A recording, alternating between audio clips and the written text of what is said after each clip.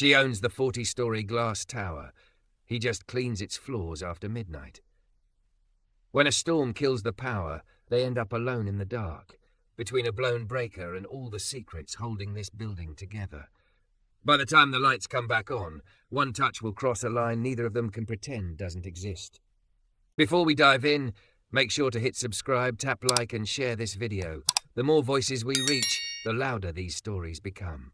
And drop your city in the comments. Let's see where love finds us. The building always looked most honest after midnight. From the street, the tower was just another sheet of glass and light, a sharp rectangle rising out of the city.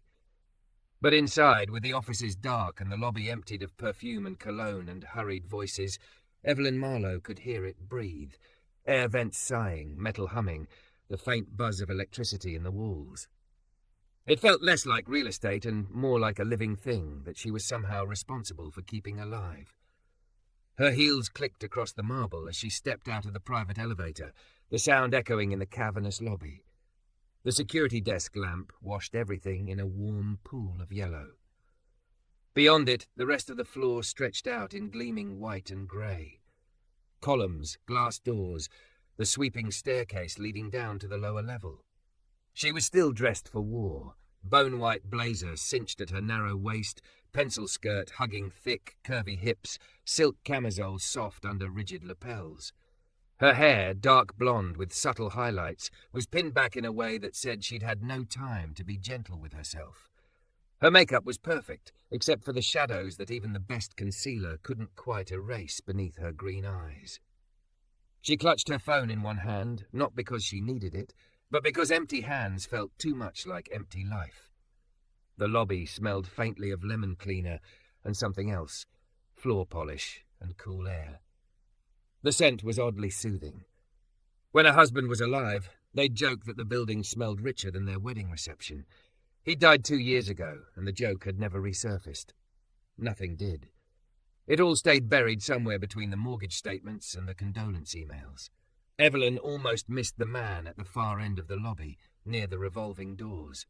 He was bent over, straightening something on the floor, his body turned away from her.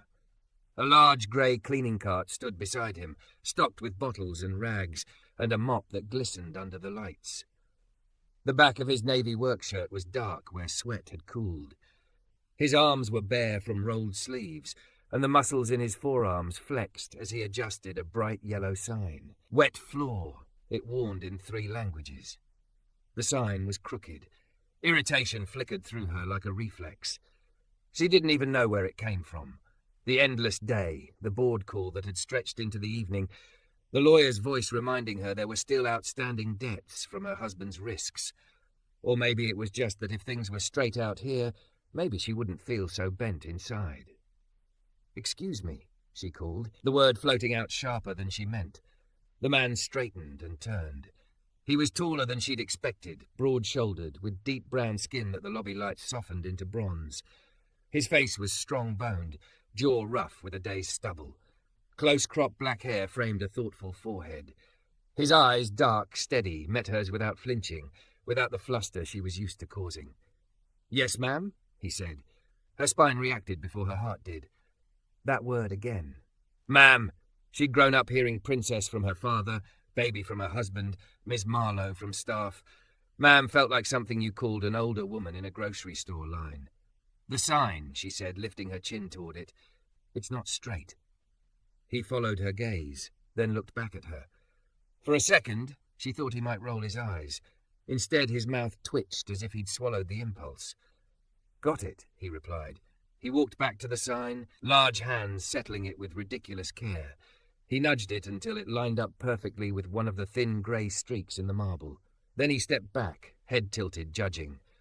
Apparently satisfied, he turned back to her. "Better?" he asked. His voice was low, the kind of calm baritone that filled a space without forcing itself on it. It surprised her how much she wanted to hear it again. "Yes," she said, feeling absurd. "I like things aligned." "Straight lines are easier to read," he said. "Crooked ones hide where the cracks are." Evelyn blinked. That was not the answer she'd expected from a man holding a mop. "I suppose they do," she admitted. He shifted his weight, one hand resting on the handle of the grey cart. His work shirt had a stitched patch over the chest, Jace Cole Janitorial in white letters. There was a faint smear of cleaner on his collar, a crescent of dried soap on his forearm. A coiled set of wired earbuds dangled unused from his pocket. "I don't think I've seen you before," she said, which wasn't true. She hadn't noticed him before. That was different. "I'm usually here when everyone else is gone," he replied. "Name's Jace Cole." "Marlowe," she said automatically. "Evelyn Marlowe."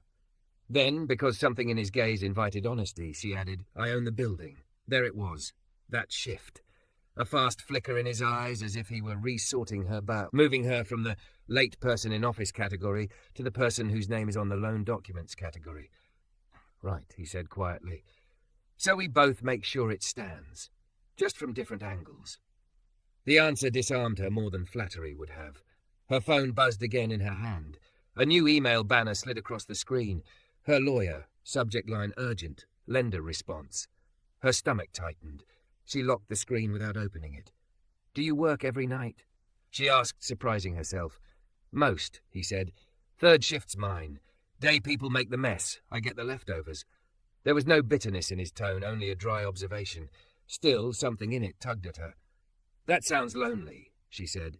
He gave a slow half-smile. Up close, it softened his face in a way that hit her in the chest. "Sometimes," he conceded, "but lonely doesn't argue with me about wax patterns."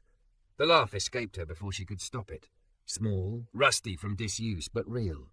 His smile widened in response, not triumphant, just warmed. For a brief moment, the vast lobby shrank down to the square of space between them. A gust of wind rattled the glass doors, reminding her of the storm gathering outside. Somewhere higher in the building, something metal groaned, and the lights in the lobby flickered. Not fully, just enough to make her heart jump. She hated how her pulse spiked. Ever since the accident, any unexpected sound in this tower set her on edge. Her husband had died on a perfectly ordinary Tuesday. Now every day felt like an ambush. "You all right?" Jace asked, watching her closely. "I'm fine," she answered too quickly. The elevator behind her dinged, doors sliding open in smooth, polished welcome. For a second she pictured stepping into it, letting it close, riding up to the penthouse that waited like a pristine mausoleum. Too many rooms. Too much silence. The bed still made on his side. Her feet didn't move. Jace seemed to understand more than she said. "The storm usually knocks the lights once or twice," he offered calmly. "Backup comes on if it's more than that. Building's old, but it doesn't want to fall down yet." "How reassuring," she murmured. He tilted his head. "You want a tip, Miss Marlowe?" Nobody ever asked if she wanted anything. They asked what she required, what she'd approve, how she wanted things done. The question landed oddly. "What kind of tip?" she asked. "When the building hums like that," he said, nodding toward the glass as the wind pressed against it again. "Breathe with it, not against it. In slow, out slow. Pretend it's the one panicking and you're the calm one." It was such a strange image that another laugh slipped out of her. "You talk about this place like it's alive. Spend every night with something," he shrugged. "You start hearing its moods." His gaze softened on her for a moment. "Same thing works for people, by the way." She stared at him. People rarely told her what worked for her anymore. They told her what she owed, what she owned, what she'd lost. Nobody gave her techniques for staying sane. She inhaled, surprising herself by actually following his advice. In, slow. Out, slower. The building's hum didn't change, but the way it sat in her chest did. Jace watched, then nodded as if she'd just nailed a difficult step. "See? You and the tower, same team." "You're unusually philosophical for a janitor," she said before she thought better of it. He didn't flinch. "And you're unusually awake for an owner," he replied. "Most of them let other people stay up worrying." The words hit something raw in her. "Maybe they had someone to hand it to," she said quietly.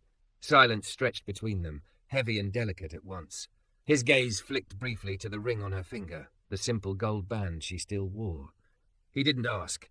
She was strangely grateful. "I should let you work," she said at last, taking a step toward the elevator. "And I should let you sleep," he answered. "But I'm guessing neither of us is very good at that." She paused, back half-turned to him, feeling his words press against the invisible wall she'd built around herself. Her throat tightened. "Good night, Jace," she said. "Good night, Miss Marlowe." She moved into the elevator, pressed the button for the top floor. As the doors began to close, she glanced up. He was still there in the lobby, framed in the narrowing gap, one hand on the mop, the other resting on the cart, standing tall in a building that wasn't his, caring for it like it was anyway. Their eyes met for a brief second before the doors sealed shut. Riding upward, Evelyn leaned against the mirrored wall and watched her own reflection. Bone-white blazer, thick curves, expensive clothes, lonely eyes. Down below, a man she'd never noticed before was cleaning her floors, quietly keeping her world from sliding out from under her. For the first time in months, she didn't feel completely alone. Rain came in sideways that night. From the penthouse windows, the city looked like it was melting, lights smeared into streaks by the sheets of water racing down the glass. Thunder rolled far enough away that Evelyn could pretend it was just traffic, but the wind had teeth, clawing at the tower, making the frames shudder in their housings. She should have been asleep. Instead, she stood barefoot on cold hardwood, a thick grey robe hanging open enough to brush the curves of her body. Her hair was loose now, heavy waves falling over her shoulders. Her makeup was long gone. What remained of her was softer, smudged, real. Her laptop glowed on the kitchen island behind her, open to an email she'd read 6 times. We regret to inform you that due to outstanding private loan agreements held in your late husband's name, the release of the full life insurance payout will be delayed. She didn't remember sitting down after that. Just the hollow thud of her heart and the sharp, humiliating thought. Even dead, he can still leave me holding the bill. She loved him. God, she'd loved him. But he'd gambled without telling her. Expansions, acquisitions, a second building that had fallen through. Now every line on the financial statement felt like another secret she hadn't been trusted with. A sudden flicker in the overhead lights pulled her back to the present. Once, twice, as if the building blinked. The hum of the fridge stuttered. The under-cabinet lighting faded, then returned weaker, like it had lost its confidence. "Don't you dare," she whispered to the ceiling. Thunder cracked closer this time. Low and long, it vibrated in her ribs. Somewhere in the guts of the tower, something metallic groaned. Evelyn grabbed her phone. No service.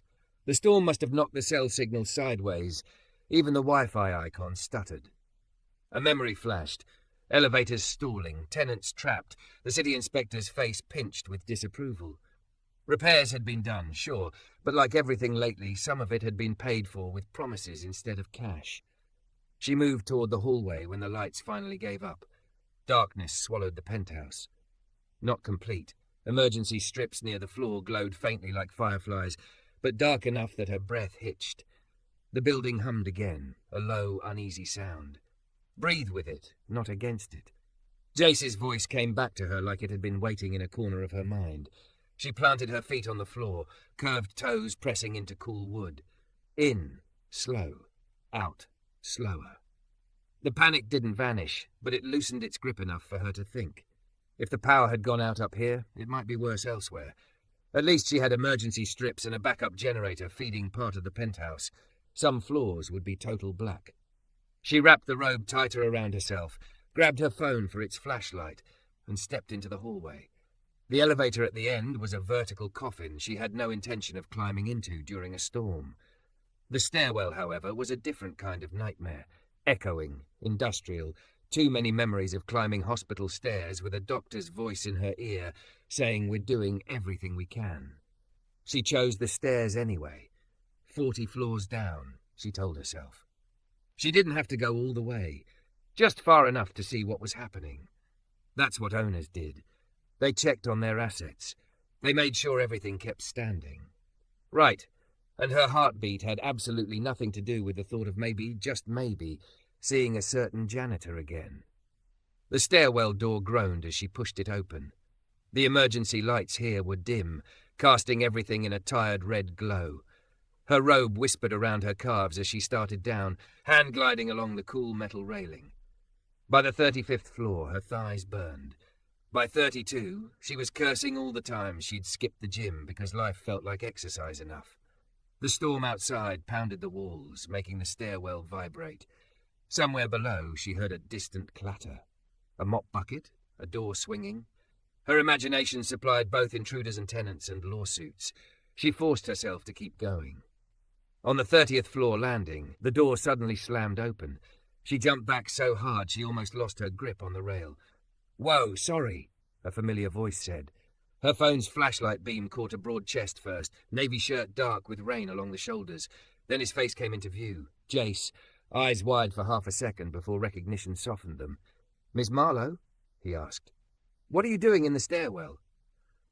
"I live here," she retorted, then heard how ridiculous that sounded. "The power went out. I wanted to check the building." He flicked his own flashlight up, taking in her robe, bare legs, the wild fall of her hair. He swallowed once, Adam's apple bobbing. "Well," he said slowly, "you definitely look very concerned." Heat rushed up her neck. She glanced down at herself and nearly groaned. The robe was technically modest, but the storm chill in the stairwell had pebbled her skin beneath the thin fabric, and she knew every curve was outlined more clearly than any board meeting had ever seen. "I didn't exactly plan a wardrobe change for the apocalypse," she muttered. His mouth quirked. "Could have fooled me." The joke was gentle, but it brushed over something deep and unused in her. The part of her that remembered being looked at like a woman, not a signature on a lease. Jace shifted his grip on the grey tool bag slung over his shoulder. "Generator kicked in for the emergency circuits," he said, "but one of the main panels on 20 shorted. I was heading down to check it." "Alone?" she asked. He arched an eyebrow. "You hear anyone else stomping around?" "Fair point." He studied her for a beat longer. "You okay with stairs?" he asked. "I can walk you back up to your floor first." "No," she said quickly, surprising even herself. "I mean, I'm already here. I might as well see. It's my building." Something flickered in his gaze. Respect, maybe, or understanding. "All right," he said. "Stay close, then. Some of the landings are slick when the humidity gets crazy." He stepped ahead of her, letting his flashlight carve a path, the beam cut through the dim red wash, glinting off metal and concrete. She watched the way his shoulders moved under the damp fabric, the quiet competence in his stride. This was his kingdom as much as the top floor was hers.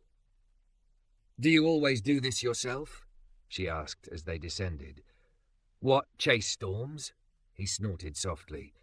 "Nah, but if I don't fix it, whoever does is going to get blamed for cutting corners. I know we don't have money to cut." She frowned. "What do you mean?" He hesitated, as if deciding how honest he was allowed to be with the woman whose name was on his paycheck. "I mean, the tower's old. You can patch so many leaks before you got to replace the pipe, you know? But replacing pipe is expensive." The words hit harder than he knew. She thought of her lawyer's email, the delayed insurance, the lenders asking for meetings. She thought of the spreadsheet with more red cells than green. "We're not unsafe," she said, too quickly again. He glanced back at her. "I never said we were. Just said we're on the edge of needing more than patchwork. Buildings don't like secrets. They show them eventually." She held his gaze. "People too?" He half smiled. "Especially people." They reached the 20th floor landing, and he pushed the door open with his shoulder. The hallway beyond was darker than the ones above had been, emergency strips flickering uncertainly. The air smelled faintly of burnt plastic. "Stay here," he said quietly. "If something sparked, I don't want you stepping into it." She bristled. "I'm not fragile." He met her eyes, steady and unflinching. "I know you're not. I'm saying if someone's going to get zapped, it should be the guy who knows which way to fall." It was an absurd sentence, and yet somehow comforting. She stayed. Jace walked down the hall, boots silent on the industrial carpet. His flashlight beam found the electrical room door, slightly ajar. He nudged it open with his foot, the light sweeping over metal panels, conduit, coils of cable. A faint whiff of ozone hung in the air. He disappeared inside. The seconds stretched. The storm outside roared. Evelyn's heartbeat kept unhelpful count. 1, 2, 10, 15. She found herself gripping the doorframe so tightly her knuckles hurt. "Jace," she called, hating the thin edge in her voice. "Still alive," he answered, "just looking." Another pause. "Then you can come in if you want. Just don't touch anything shiny or humming." "That leaves the floor," she said, stepping forward anyway. "And me," he said lightly. The room was cramped and cluttered, the air warm from machines. His flashlight lay braced on top of a cabinet, beam angled at an open panel. He stood in front of it, sleeves pushed higher, forearms tense as he inspected a row of blackened switches. "One of the breakers blew," he said. It tripped like it was supposed to, but it scared the rest of them. He pointed to a scorched mark. We got lucky. Could have been worse. Lucky, she repeated, staring at the dark smear as if it were a bruise on skin. He looked at her, really looked. This building means more to you than just rent checks, doesn't it? The question slipped past her defences. Maybe it was the storm, or the darkness, or the fact that she was standing barefoot in an electrical room with a man who barely knew her but had seen more of her fear than people who'd known her for years. My husband wanted it, she said quietly. He dreamed of owning a tower. Said it would make us solid, harder to knock over. Jace's gaze softened. And now he's gone, and you're the one holding it up. Her throat closed. She nodded once. He flipped one switch carefully, then another, listening to the hum shift. My mom used to say buildings are like families, he murmured. From the street, all you see is the front door. Inside you got busted pipes and burned dinners and things you fix because you love them, not because anyone's going to put you on a magazine cover. Something wet slid down her cheek before she realized she was crying. She turned away, embarrassed, wiping at her face with the back of her hand. Sorry, she muttered. I don't usually. Hey, he said quietly. She felt him before she saw him. The heat of his body at her side, the scent of cleaner and rain and something warm under it, soap and skin. His hand hovered near her forearm, not quite touching. Can I? He asked. The question was simple, but it carried weight. Permission. Control. Things she'd been losing, one document at a time. She nodded. His fingers settled lightly on her arm. Not possessive, not pitying. Just there. Steady. Storms pass, he said gently, even the ones that mess with the wiring. She let out a shaky breath that was half laugh, half sob. You give metaphors with your mops now? It's an add-on service, he replied. She looked up at him, eyes still wet, and saw a reflection there she hadn't seen in herself for a long time. Someone tired, yes, but also someone still standing. The lights in the hallway flickered once, then steadied. The building gave a low, satisfied hum. Jace smiled faintly. See? Told you it doesn't want to fall down yet. Neither do I, she whispered, before she could decide whether to admit it. His hand squeezed her arm just once, firm and warm, then fell away. Good, he said, because this place, it stands better with you in it. The words lodged in her chest, unfamiliar and dangerous and exactly what she needed. Outside, thunder rolled away, chasing the storm toward the river. Inside, in a cramped electrical room on the 20th floor, the owner of the building and the man who cleaned its floors stood closer than either of them had dared to imagine. Two lonely people caught in the same flicker of light, both realizing for the first time that maybe, just maybe, they didn't have to hold everything up alone. The building was quieter the week after the storm, like it was catching its breath. Repairs had been done in daylight, electricians in bright vests, the property manager trailing behind them with a clipboard and a nervous laugh. Contracts were signed. Invoices were filed. Everyone repeated the same words. Under control, even when the numbers said otherwise. At night, though, when the suits were gone and the offices went dark, Hartwell Tower felt like it belonged to only two people. Evelyn saw him everywhere now. From the glass wall of the penthouse gym, she watched his reflection as he mopped the lobby. On nights she stayed late at the office on 38. She'd glance down the hallway and see the grey cart parked like a loyal dog outside the restrooms. Once she passed him on a mezzanine landing, his hands wrapped around a vacuum handle, and their shoulders brushed as they squeezed past each other. "Excuse me," he said. "Sorry," she said at the same time. They both smiled, the moment stretching just long enough to feel like a caress. She told herself it was nothing, that what she felt was gratitude. He'd kept her building from burning, after all. She told herself she just appreciated competence. She told herself a lot of things that sounded good on paper and felt hollow in her chest. On the third Thursday after the storm, she found him in the lobby again. It was late enough that even the lingering attorneys had gone home. The security guard had dozed off upright in his chair, the small TV on the desk casting faint blue light across his face. Evelyn stepped out of the elevator in a deep green dress that hugged every curve like it had been draped for a statue, not a breathing woman. She'd come from a charity gala downtown, all crystal and speeches and people who cared more about the photos than the cause. Her heels clicked against the marble, but her feet ached from standing on conversations that went nowhere. Jace was on his knees near the base of one of the towering columns, hand wrapped in a rag, carefully polishing a scuff off the stone. His navy shirt clung to his back. His sleeves were rolled up again, exposing familiar forearms. The grey cart stood beside him, stocked like always. A small speaker sat on its lower shelf, playing a slow, old soul track barely above a whisper. She hesitated, watching him.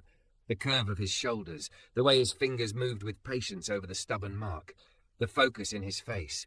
He looked like someone who refused to give up on small things. Maybe that was what she'd noticed first before she admitted it to herself. That he fought for details no one else saw. "Stubborn?" she asked at last. He flicked his eyes up, a smile already forming like he'd known it was her. "You mean the stain or the building? Whichever answer makes me feel less defensive." He chuckled, shifting back on his heels and straightening up. "Then I definitely mean the stain." He rose in one easy motion, much taller than she'd realized when she'd first seen him from across the lobby weeks ago. Standing close, she had to tilt her chin to meet his eyes. Up here, she could smell him properly. Clean soap, a hint of sweat, lemon cleaner and something warm beneath it all that was just him. "You clean in a suit now?" he asked, nodding at her dress. She snorted softly. "I was at an event." "Must have been fancy," he said. "You've got I smiled for 3 hours straight shoulders." She blinked. "Is that a thing?" "It is now." He reached out before catching himself, hand hovering near her upper arm. "Can I?" The question came again, that small, careful request that somehow made her feel more powerful than any contract signature. She nodded. His fingers settled on the curve where her shoulder met her neck, warm and broad. Gently, he pushed downward and back, easing tension she hadn't even known she was carrying. Her breath left her in a sound that was almost a sigh. "You weren't kidding," he murmured. "They're up around your ears." "People paid a lot of money to ask me for favors tonight," she said dryly. "Apparently my shoulders represent opportunity." His thumb brushed a slow, unconscious arc against her, and every nerve ending in her body took notice. "What about you?" she asked softly. "Who did you smile for all night?" He hesitated, hand still resting on her shoulder. Mops, trash cans, elevator buttons, a couple of overworked paralegals who apologized to the coffee machine for existing. She laughed, head tipping slightly toward his touch. "Lonely?" she asked. He shrugged. "Less lately." The answer landed between them with delicate weight. She turned fully toward him, his hand falling away reluctantly. For a moment they just stood there, woman in an expensive dress, man in a worn work shirt, alone in a lobby that had seen 1,000 forgettable encounters and not one that mattered like this. "Walk with me?" she asked. His brows lifted. "Pretty sure the marble doesn't need that level of supervision, but sure." They moved side by side through the lobby, past the security desk, past the glass doors now locked against the night. The city beyond pressed its lights up against the reflective surface, a restless animal that never slept. "Can I ask you something?" she said. "Depends," he replied. "Is it about my mop technique? Because that's proprietary." She smiled, then sobered. "Why do you stay?" He frowned slightly. "On shift?" "In this building," she clarified. "You said it yourself. It's old. It needs more than patchwork. There are better places you could work. Newer towers, fewer late-night storms." He thought about that for a long moment. "Newer towers don't need me yet," he said finally. "They need maintenance, not care." He glanced at her. "And I got a daughter, 9 years old. She thinks anything taller than 5 stories is a castle. I promised her I'd help keep this one standing as long as I can." The confession hit her in a tender place. "You have a daughter," she repeated softly. "Yeah."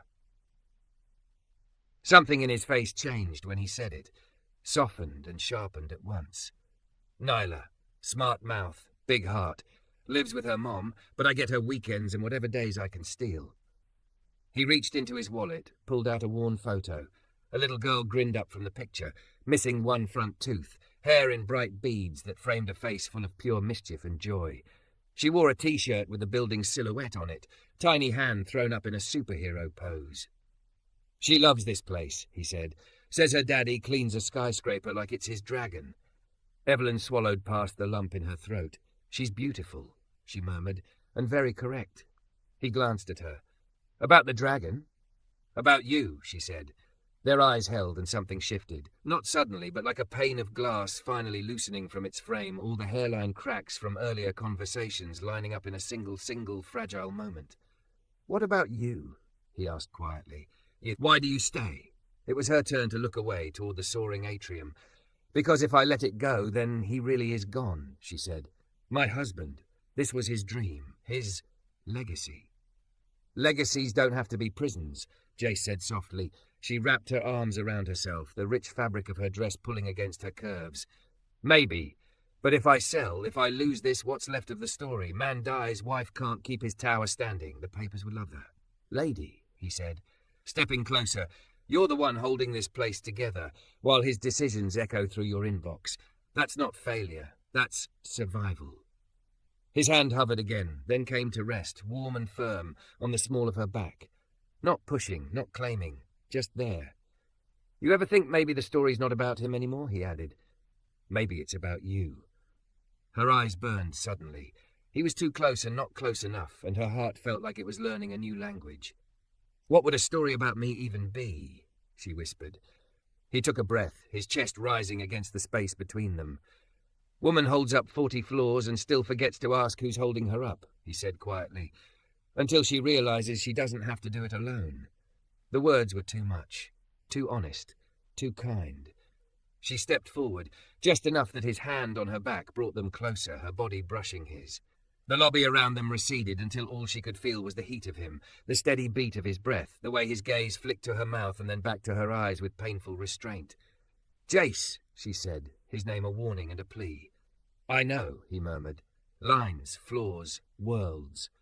He started to pull back. Her fingers caught his shirt. Stay, she said. The word came out small but fierce, quivering between vulnerability and command. He froze. Evelyn, he said, voice low, people like you don't get seen with people like me. Not without it costing you. She thought of donors' eyes, board members' whispers, tabloids that loved a scandal. She thought of her husband's frozen smile in framed photos, of the way he'd always been careful about appearances. She thought of empty penthouse rooms and the way the tower hummed at night, like a restless heart. And then she thought of herself, barefoot in a dark stairwell, his hand on her arm steadying her when the building shook. I'm tired of paying for everyone else's comfort, she said. If there's a cost, it should at least buy me something real. Slowly, as if giving her time to change her mind, he lifted one hand and cupped her face. His palm was calloused and warm, thumb brushing a damp line beneath her eye where a tear had slipped free without her permission. You sure? He asked. For the first time in a long time, she answered. Their foreheads came together gently before anything else. Just skin to skin, breath mingling. She inhaled him, soap, lemon, sweat, the faint sweetness of whatever gum he'd been chewing earlier. He smelled like work and warmth and the kind of safety she hadn't realized she missed. His thumb traced slow, careful circles along her cheekbone. We go slow, he said softly. We don't blow up your life or mine. We just stop pretending we're not in the same building. A laugh bubbled out of her, broken and heartfelt. Trust a janitor to start with a clean-up plan. Someone's got to manage the mess, he said. She opened her eyes and found his watching her, dark and so full of patience it undid her. She leaned in, closing the last inch between them, and kissed him. It wasn't a movie kiss. No dramatic dip, no swelling orchestra, just a gentle press of her mouth to his, tentative and aching, like testing weight on a new floor. He exhaled against her lips, one hand sliding to the curve of her waist, fingers spreading over the thick, soft line of her body like he'd been waiting his whole life to anchor himself there. Heat curled low in her belly, but so did something else. Calm. The building hummed around them, lights dim and steady, floors stacked above like chapters still unwritten. When they finally parted, their noses still brushed. His eyes searched hers, checking, always checking. You okay? He asked. She nodded, throat tight. Better than okay. A voice crackled over the security radio on the distant desk, startling them. They pulled apart slightly, but her hand stayed on his chest, his on her waist, both of them unwilling to break contact entirely. What happens now? She asked. He smiled, slow and real. Now? He said. You go upstairs and try to sleep knowing you're not the only one worrying about this place, and I finish making your lobby shine so you can walk through it tomorrow like it doesn't cost you anything. And after that, she pressed. After that, he said, maybe you come down some night when there's no storm, no blown breakers. Just you and me and bad soul music on a tiny speaker. We talk.